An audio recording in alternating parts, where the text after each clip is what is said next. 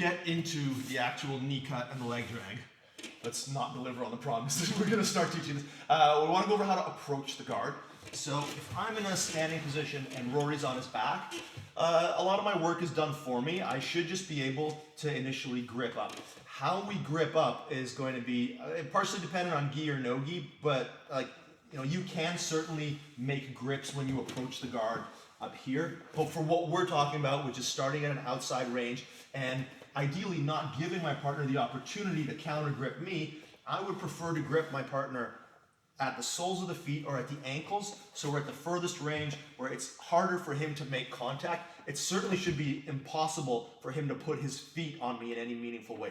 If I start stepping to here, I immediately give him the option of engaging me with his feet. So if I'm trying to, and for the purposes of the leg drag, we will specifically be gripping the ankles.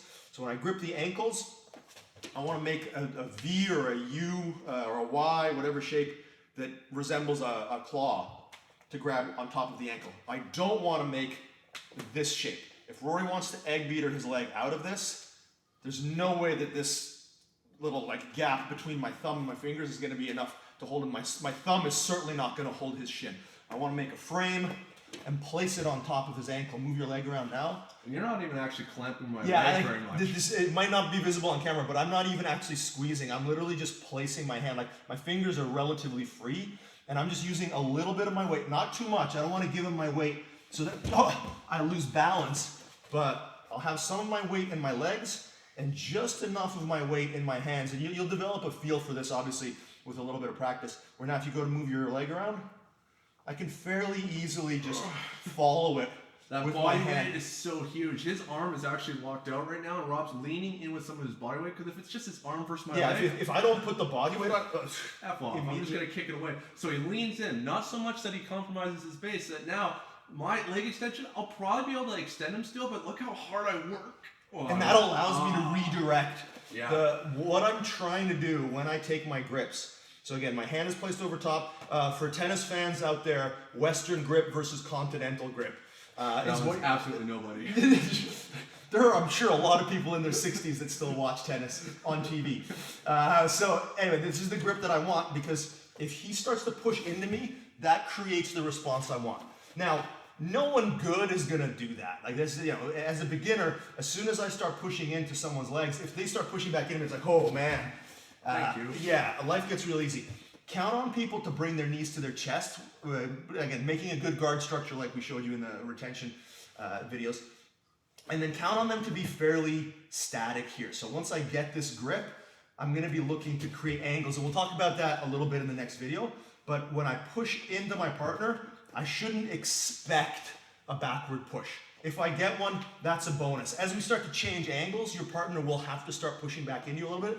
But just by virtue of doing this, I can't set up a guard, really. Yeah, this shuts a lot of his guard down initially, especially if I can keep him from getting to the inside, getting his feet on me, getting anything like that. Now, as far as if he's in a seated position, yes, there are ways to pass this, but because we're trying to keep this fairly simple for you, what we're gonna do is just force him to play on his back. So if my partner's feet are in front, which they may be, then life is easy. Again, that'll be more of a beginner thing. If my partner's got his feet tucked in and his hands in front, if I try to grab his feet, I'm conceding the engagement phase. I have to have some method of addressing his hands, and there are two ways I can go about it. I can directly gain control from a slight angle over top of the hands, and then separate them while I squat down and grab his ankles. Or I can reach for his head, drawing his hands, and then squat down and grab his ankles. Up to you, you can kind of change that around based on your preference, based on how good your partners are, based on the length of your limbs, all that kind of stuff. But we can also certainly just alternate between one and the other. I can be aiming up here, down, and then I scoop them up, and then I put my hands over top. I'm gonna, for now, keep my legs parallel.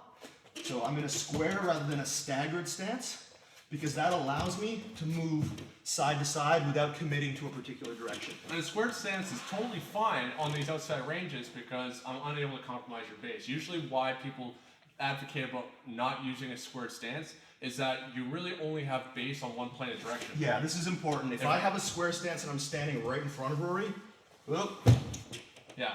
when my legs are out wide, I have really good base to my right and my left, but I don't have very much of a plane platform underneath me. If you can see, it's just the width of my feet that now for tilting backwards and forwards very weak. This is why we like stagger. But if I'm far enough away that Rob can't hook at my legs and can't affect me, nothing wrong with this.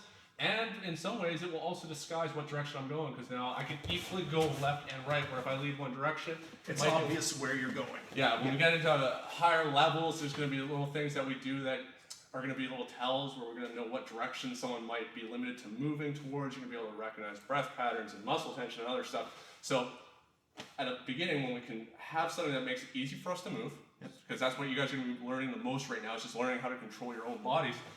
And then you'll be able to disguise this stuff a little bit better when we start to chain and cause misdirections. Yeah, so this is our like little introduction to how we're approaching the guard, staying safe, knowing that we have to engage in a hand fight or engage in some form of exchange where we gain a lever access to our partner, whether they're already on their back and we can just grab their ankles, or whether we need to pull their feet out from under them, dump them on their back, and then grab their ankles. That at least gives you an idea of how to go from where you were to where you need to be and start setting up your passing.